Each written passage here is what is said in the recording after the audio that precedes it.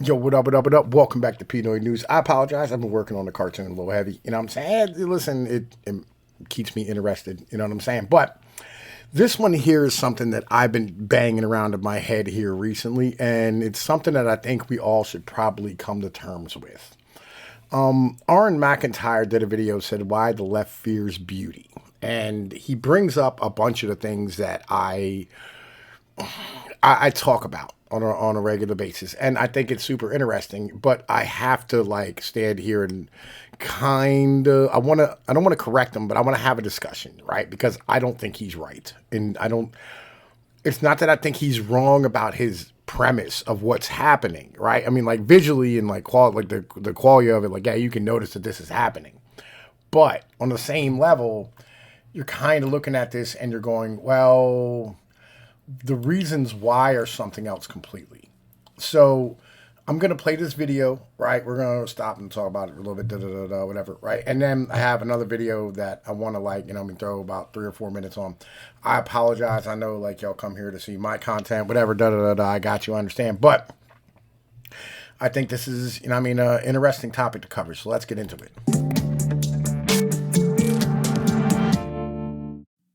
A British museum owned by Cambridge University recently overhauled its art exhibits and introduced new signage warning that paintings of the British countryside could trigger dark nationalist feelings.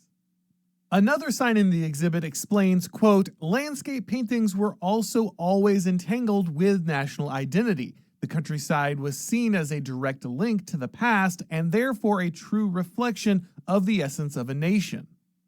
Now that part is true. Particular peoples live in a specific place, and beautiful depictions of that place can speak powerfully to their sense of identity and belonging. What's interesting is how often the left now feels compelled to warn us about the dangers of beauty. Our progressive ruling elites have created a small, ugly, and artificial world. And all right, so this is where we begin to diverge, right? I'm be honest, at the beginning of this, we're gonna be okay. So here's the thing, right? And this is important to understand. The left doesn't understand why they're doing what they're doing. This is very important to get, right? And the right doesn't understand it either, and the right doesn't understand like what they're actually fighting against. This is something that like I've been banging around in my head. I think thomas777 like really knocked this one out of the park a while back, and you can't find it on YouTube anymore because YouTube's a bitch, right? At the end of the day. So I found it on BitChute. I'm gonna link it in the description afterwards. You guys can go listen to it, and the rest of them if you want to. Skeptical Waves, guys, shout him out.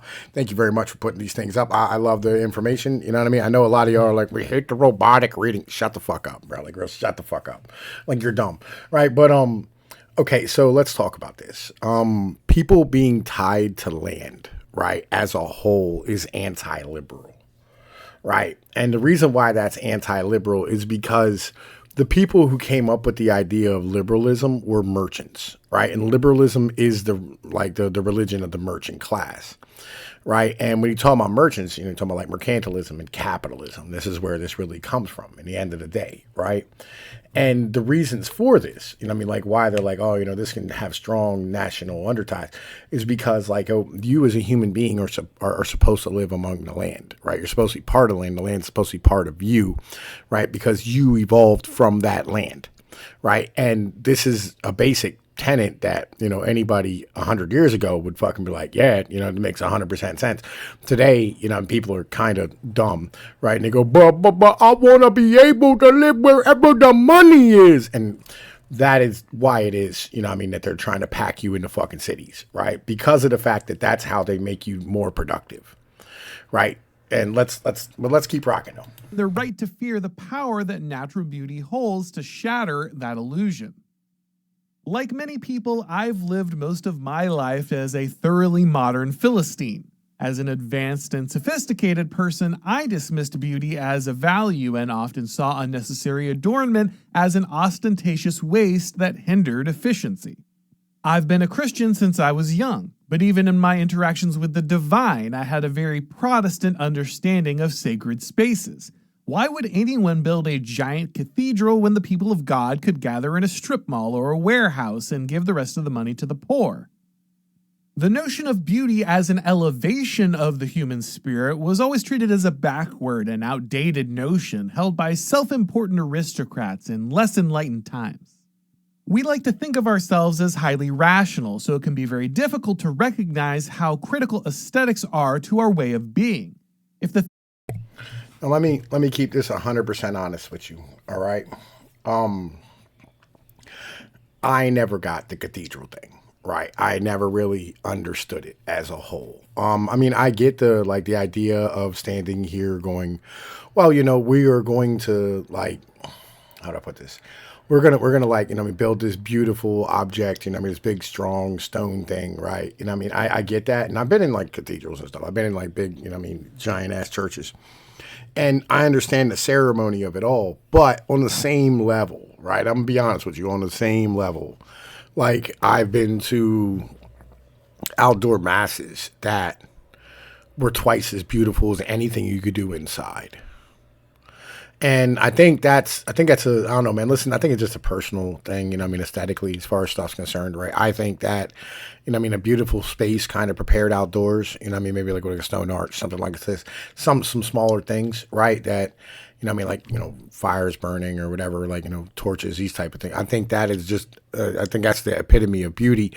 But ultimately, I get the idea, but I really don't understand the need to build fucking cathedrals. I don't get it, and I don't think they're pretty either. I'm gonna keep that 100% honest with you. But I'm not into architecture or art in general. I'm not, because I'm not really good at drawing or building. So listen, just each his own. We're gonna keep going though. things we see every day are beautiful, if they stir our souls and connect us to the divine, that keeps us grounded in a way that's hard to describe. Beauty confronts us and convicts us in an uncomfortable manner. That which is undeniably beautiful holds an intrinsic value that reminds us that natural hierarchies are real, good, and inescapable.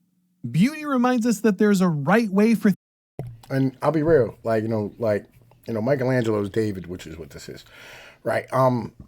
It is beautiful. Get nothing misunderstood. It is, but again, I'm impressed with the ability of Michelangelo, and a lot of sculptors, Leonardo da Vinci, all these people. I'm impressed with their abilities. It's fucking it blows my mind, their ability to do these things, right? And I get the need for statues. I do. I don't get David, right? I don't. I personally think it should have been of somebody who was of importance at the time, or at least somebody who was importance in history, because we should build statues to people who we should look up to or be reminded of, this is what we're building towards. But again, fucking whatever. Let's keep fucking art for art's sake is dumb, but let's keep going. things to be. And while we may not have yet achieved that right way of being, we must remain oriented towards the good and the true. In short, beauty cuts through our nonsense excuses and demands that we become worthy of it. Let me say, this is beautiful, right? This is a beautiful scene. I love the water. I'm a water guy. I'm an Appalachian river gorilla. I love that shit. And this is, to me, there is nothing more beautiful than, the seaside. I'm not even looking at the broad. I'm literally I'm admiring the coastline, right? Because that's my mental. That's what stirs me. Whatever stirs you is your business. I could do without the fucking people in the front ground. The background is way more beautiful. Bro, listen, I want to catch some catfish right there. That's just where my mental is. The world that the left has created is entirely artificial and requires an incredible amount of abstract nonsense to maintain its illusions. Progressives hate the idea of hierarchy, human nature, and unchosen bonds. Everyone must be equal. Everything must be interchangeable. And everything must be disposable. Gender, marriage, family, community, and every other aspect of human identity can be redefined at a moment's notice. I hate to say this, man. Let's keep this all the way funky. This is not a left-wing mentality. This is a liberal mentality, right? And it's not liberal as in, like, oh, the Democrat. This is liberal as in liberalism. Like, this is literally like classical liberal. This is, you're not connected to your community. You're not tied to your land. You're not, part of a nation. You are an individual. This is an individualist ideology. Individualism is right wing, according to guys like Aaron McIntyre. This is something that, we're going to have to come to terms with here soon. We're going to have this conversation about the fact that, like, we are literally fighting against ourselves when we're standing here fighting for individualism and capitalism and the way of life and the Constitution and all these type of things, right? Well, let's keep this on. I'm just being honest. You know what I mean? Like, I'm going to say what, like, it's uncomfortable to be heard right now. The compulsion to flatten every aspect of existence drives the left to sever the natural connections that define every person so they can be utterly remade. The individual must be isolated from his natural systems of support. Let me ask you something, and this is very important, right? When you look at this, what do you see in this art painting right here? Right? Like, this is a fucking painting of the Last Supper, right? As a whole. Now, you have Jesus, right, and the apostles, and Mary Magdalene, all this type of stuff, right? Like, you see all this around here, right? And you can tell it's Mary Magdalene because, like, you see the hood over top of her head on his left side, right? But everybody else in this picture is an aristocrat. There are no poor people in this fucking picture, right? The only aristocrat you see is a guy pouring the fucking wine, and his face isn't even being shown. This is literally a picture of the upper class and the merchants and the aristocrats of that time. This is no different than what will be shown on a commercial to you today. Do they show poor people in commercials? No. They show bourgeoisie, upper middle class fucking people dancing in the fucking streets and driving cars that the rest of you can't fucking afford. You're not buying a brand new goddamn fucking Honda Accord. We're all driving around in used cars. Right? We're all looking at, like, man, what's the cheapest you? I had this conversation on Discord like 3 times a week. Right? Let's keep this all the way 100. Be honest about this shit, man. And this was painted well after, and this is not how this happened. And made entirely dependent on the state if everyone is to be made truly equal. The best way to keep people trapped in an artificial environment is to deny them the knowledge that any alternative exists. Leftists in Western countries are tearing down statues, destroying priceless paintings. These are children. Look at these 2 kids. Real shit. And let's have this discussion real quick. The chick with the pink hair right there. I don't even know if that's a dude or a broad on the right hand side. I'm assuming it's a dude. I don't know. It's hermaphroditic, right? But the broad on the left hand side and the pink hair.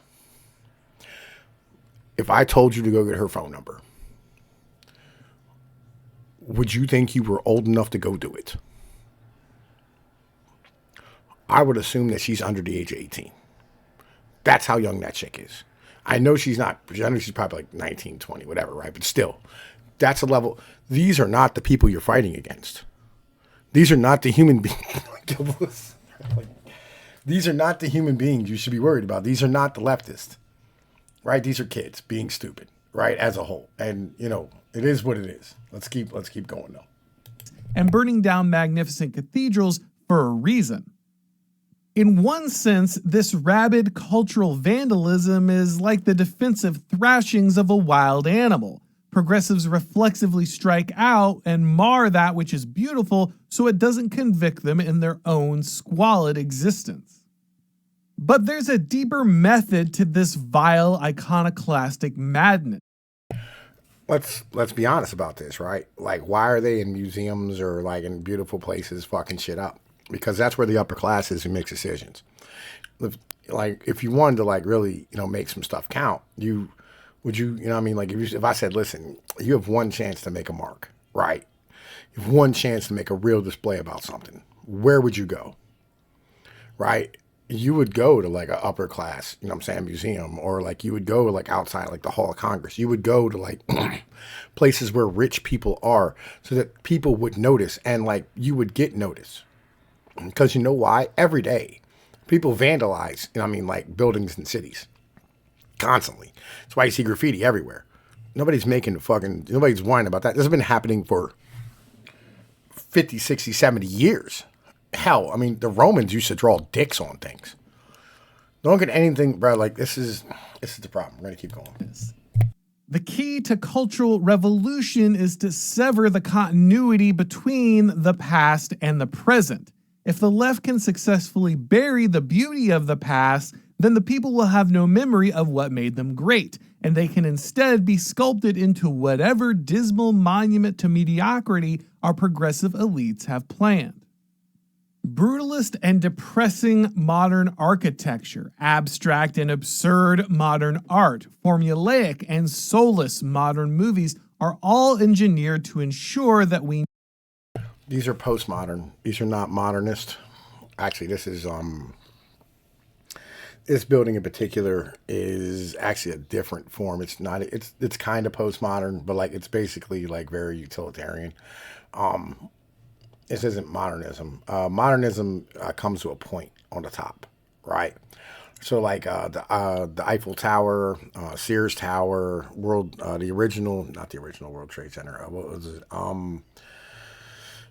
The Grand Khalifa, whatever it is, in Abu Dhabi, right, in Dubai, right. All these things, these are modernists, right. You know what I mean? Basically, it starts in like a big giant, 10-block radius on the bottom, and then on the top comes up to a point, right? It symbolizes like the grind, the work, the will, right? That's what this is. That's not what this is, but that's what modernism is. This is postmodern and postmodernist utilitarian buildings, right? As a whole, absurdism, these type of things. This is just trying to, I guess, like make something look remotely official, right, as a whole, but have a lot of utility, right? That's the purpose of these type of buildings here. You know what I mean? This is brutalism. That's what this is. That's brutalism, right? And brutalism is bitched about constantly. It's been bitched about forever, but brutalism has existed since like the 1950s. When the fucking first, Hoover, like 2 tenement buildings went up in projects and shit, all these type of things, right? Like these went up, as public housing spaces. And the reason why they did is because people needed a place to live. And if you made it beautiful, it would cost like 85,000 times the fucking cost, right? So what do? You make it, fucking utilitarian to make it very brutal. This is brutalist, right? Well, let's keep going now. Never glimpse that which makes us fully human. As hilarious as a trigger warning on a landscape painting may seem, the museum staff recognized the very real power that such works of art hold and the threat that they pose to the current progressive order. Leftists have worked very hard to eliminate the works of architectural... Let me say something, man. That look like home to me, son. Like real shit. I have pictures like this on my phone from me being up on top of the mountains, looking out. Mine actually has a river that would run through the right side and then has other mountains all around it. It's fucking gorgeous. It's one of the most beautiful. I live in one of the most beautiful places in the world, and I love it, and it's part of me. Now, I was talking about this the other day. I told Cappy this last night. There's a reason I don't go over the road anymore. It's because, like, when I get home, I'd fucking just start crying my eyes out for no reason. I missed it. I miss being here. If this shit's a part of me at this point, I can't get away from that. It just is what it is. That's how it's supposed to be. King George told John Adams, he said, I heard from, I heard from people that you are, of all your peers, you are the least familiar with the French. He said, and John Adams looked at him and he said, I prefer to be in my own country, right? And King George looked at him and said, an honest man would have no other. That's what it's supposed to be. These are things from history that we need to remember. These are the type of things, right? Is that your home is important. Who you are, where you're from, what built you is as much a part of you as that blood in your fucking veins, as your knowledge, as your abilities. Your job matters less than what you are as a human being and what built you into being who you are. Let's keep going. Artistic and musical beauty that might stir the soul to greatness, but the beauty of nature still remains. Even if our entire culture is stripped of the truth of beauty, the very rocks around us still cry out. One reason progressives feel so fucking Christians. The rocks still cry out. Yo, listen, bro. Like, yo, if you go read that passage and read the rest of that, right? You read the rest of that passage in the Bible where it says the rocks will cry out for me. What Jesus was saying was, right? And this is very important to remember. What Jesus was saying was, listen, if I make these people be quiet, the rocks, right, will sing out for me. You will be stoned. Now get out of my face. That's what Jesus was saying. Like, yo, he's threatening these people to get him out of his face, these soldiers. Right? That's what that passage was really about. I talk about this in the church, bro. Like, you'll know the deal. When I do the church, tune the fuck in. So compelled to drive the population into squalid cities is their contempt for the natural beauty that keeps rural populations firmly connected to reality. Whether in the Soviet Union or the United States, leftists always revile the independent farmer. The independent farmer is self-sufficient, can't be controlled through the manipulation of a system on which he does not rely, and is too deeply rooted in the reality of nature to be taken in by absurd and artificial abstraction. This is not true, right? So let me explain what this is, right? So the basic premise is this. They don't like farming in rural communities, right? Because they see them as being beneath them because they're not chasing what they're supposed to be in the eyes of an urban dweller. That's the reality of it, right? They see them as being dumb. They see them as being backwards, right? And to them, you are, right? And to you, you're like, no, man, listen, I'm being a normal person. This is what this is, right? This has nothing to do with like, oh man, listen, they're fucking free or whatever, because no farmer's fucking ever free. A farmer always needs supplies. A farmer always needs shit, right? They're not completely self-sufficient. But like when you're a farmer, it's expected that your kids will be farmers.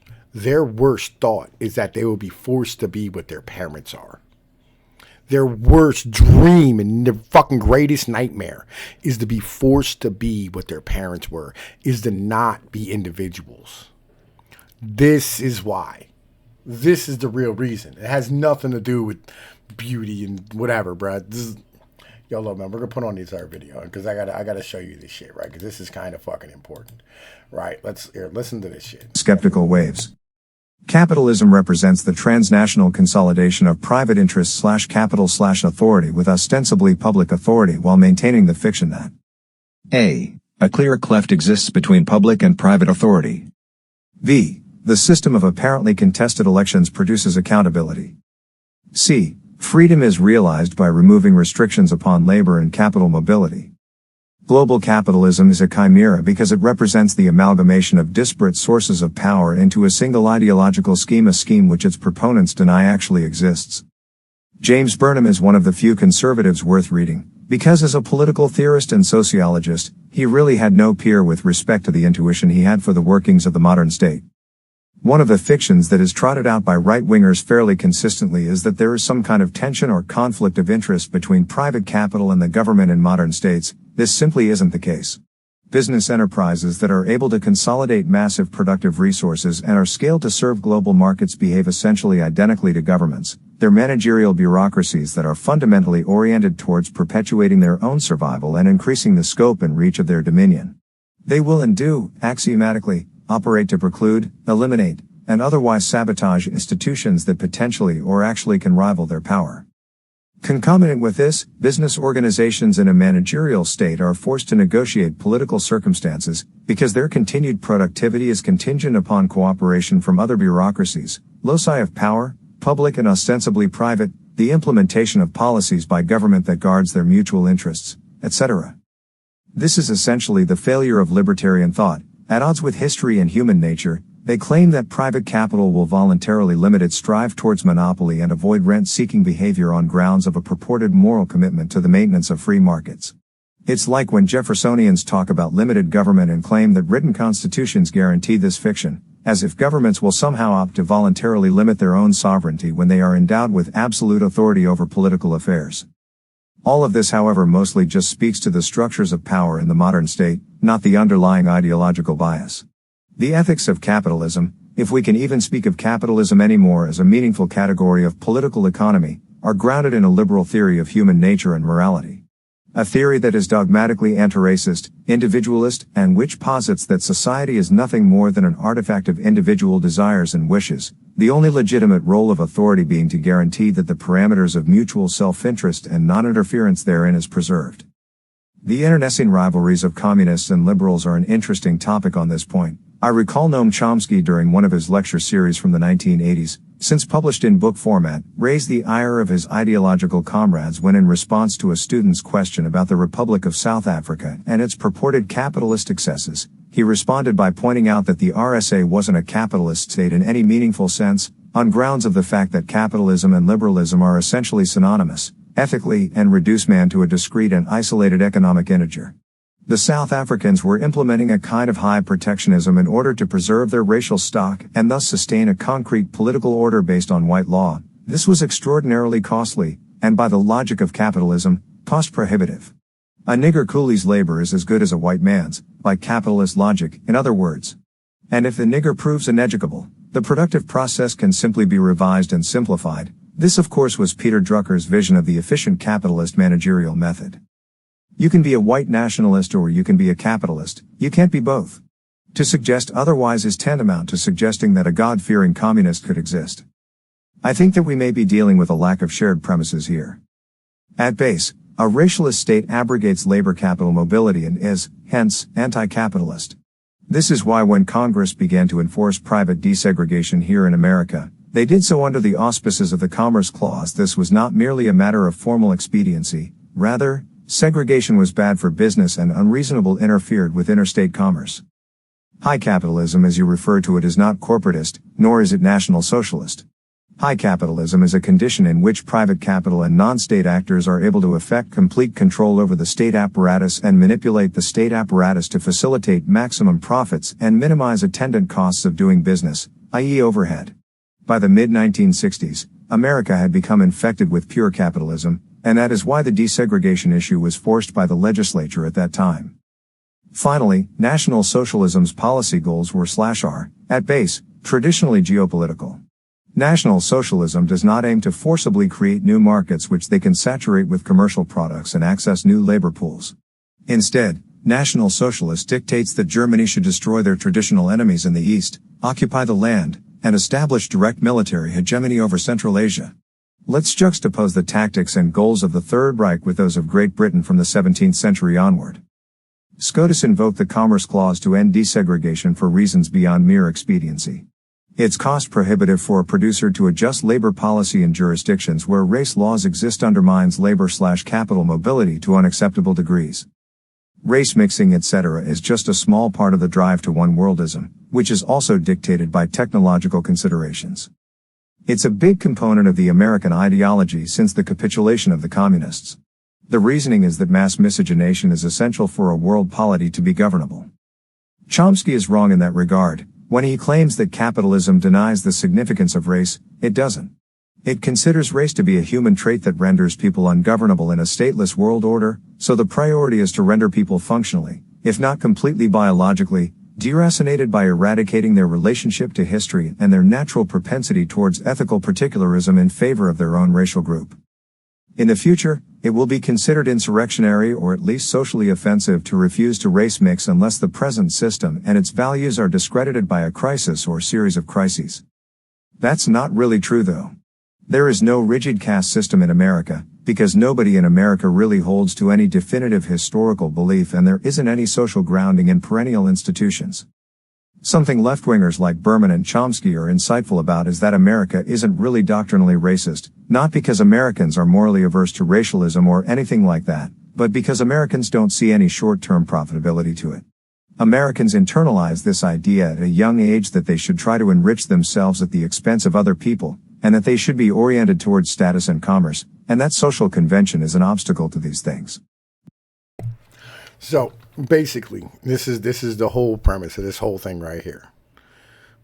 When you sit here and you try to, what Orrin McIntyre and the rest of the conservatives and libertarians and everybody else is trying to do is you're trying to a la carte, right? History and a la carte, like the parts of our society that you want to keep and throw away the rest, right? But the truth is that either you're trying to conserve, right, who we are and what we want as a people, or you're trying to be a capitalist and you're going to end up losing it. You can't have fucking both. This is the fucking problem. And I'm all ears. I have some solutions, but like I'm all ears for anybody that has a better way, right? Because this is not going to work. You're going to keep, if you want to make money, you have to deal with the aristocrats. And if you want to deal with the aristocrats, you're going to have to play by their fucking rules. And even if you own the business, you're not going to make any money if you don't play by their fucking rules. This is where it is. You can't win this battle. There is no winning, right? Unless you set up a secondary market completely. And that doesn't exist. You want culture, son? You are going to have actually have something to fucking conserve. And you just don't have that. We just don't have that. You're going to have to explain to people that you're going to be fucking poor. If you, like, KRS-One said some brilliant shit one time. He said, listen, the best thing that you can do is say, I'm good. I don't need anything. That is the only thing that'll stop any of this. Goddamn. Yo, listen, I'm Tom Pease of Pnoid News. Hope y'all enjoy. Like, share, and subscribe. I'm up out of here.